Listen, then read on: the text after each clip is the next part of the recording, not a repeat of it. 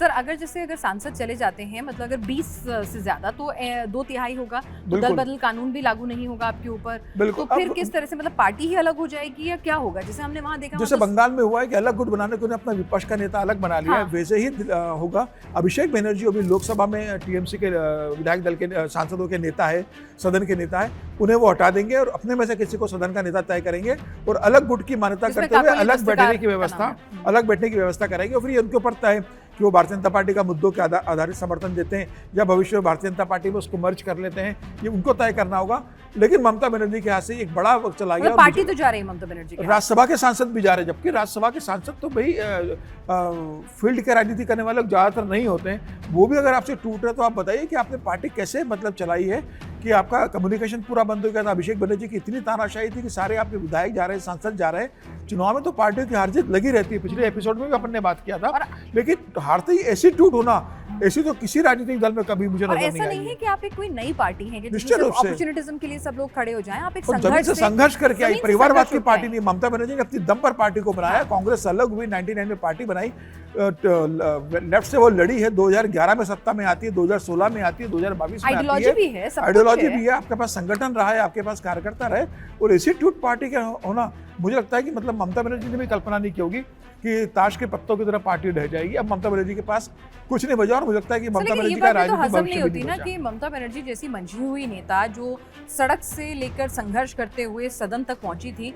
क्या उनको भनक नहीं लगी होगी कि भाई मेरे 28 में से 20 से ज्यादा सांसद मुझसे इस कदर नाराज हैं कि वो पार्टी छोड़ देंगे, मेरा साथ छोड़ देंगे। इतने मुश्किल वक्त में इतनी नाराजगी की भनक इतने बड़े नेता को लगे ना, या फिर आपने जैसे कहते हैं ना, पुत्र मुंह में कोई अंधा होता है, वो भतीजा मुंह में अंधी होती है। देखिए अहंकार है। आप ममता बनर्जी को जरूर इस बात की जानकारी होगी, और ममता बनर्जी के जो बहुत करीबी सांसद रहे होंगे, विधायक रहे होंगे, उन्होंने ममता बनर्जी को बताया होगा कि पार्टी में क्या नाराजगी है, वो किस बात से नाराज है।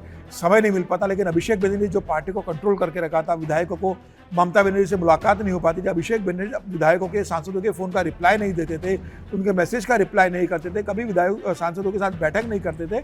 लंबे समय से मुझे लगता है असंतोष रहा होगा, लेकिन चूंकि वो सत्ता में थे तो उसी कारण, और सत्ता उनके कारण मिल रही थी ममता के कारण, इसलिए सांसद और विधायक जुटे हुए थे। जब सत्ता हाथ से गई तो विधायकों ने भी तय कर लिया कि अब ममता बनर्जी के पास कुछ नहीं बचा। और जिस तरीके से लोगों को आक्रोश आया कि आप अड्डे आपके ऊपर फेंका जा रहा है, आपके नेता घर से बाहर निकल पा रहे हैं, तो उन्हें लगा कि अब पार्टी छोड़ने के अलावा कोई विकल्प नहीं है, और मुझे लग रहा है कि पार्टी अब उस दिशा में बढ़ गई है। सर अब ये बताइए कि अब जैसे हम ये भी समझना चाहते हैं कि पार्टी में दो टूट हो जाएगी। जैसे हमने देखा कि भाई उद्धव ठाकरे की पार्टी शिवसेना एक उद्धव गुट हो गया, शिवसेना एक एकनाथ शिंदे गुट हो गया, एनसीपी अजीत पवार, एनसीपी शरद पवार। तो अब यहाँ पर क्या होगा? यहाँ पर जब सिंबल के लिए लड़ाई होगी, नाम के लिए लड़ाई होगी, क्या होगा यहाँ पर अभी मौजूदा सूरत? देखिए अगर महाराष्ट्र की बात करें तो वहाँ दो गुट नहीं है, वहाँ तो चुनाव आयोग ने और सीधे पार्टी का डिस्ट्रीब्यूशन कर दिया। एकनाथ शिंदे को सूचना मिल गई है। मुझे लग रहा है कि यहाँ पर अभी लोकसभा में टूट होगी, राज्यसभा में होगी, संगठन में कितने लोग टूटते हैं, और उसके बाद मुझे लगता है कि हो सकता है कि एक गुट ये बोले ममता बनर्जी की पार्टी की बैठक बुलाई है, उस बैठक में टूट हो सकती है। इसके अलावा ये भी हो सकता है कि सदन के भीतर जैसे कहा जाएगा कि टीएमसी का नेता कौन है, मतलब जैसे भाई आम आदमी पार्टी से एक नेता होता है, कांग्रेस से एक सदन में नेता है। नहीं, ये जो अलग गुट होगा ना, ये अगर 2/3 अलग करता है तो इसको मान्यता मिल जाएगी, ये टीएमसी बन जाएगा, इनको अलग गुट की मान्यता मिल जाएगी। तो टीएमसी बनेगा, ये टीएमसी कहलाएगा या कुछ और? नहीं बनेगा, अभी अलग गुट की इनको मान्यता मिलेगी।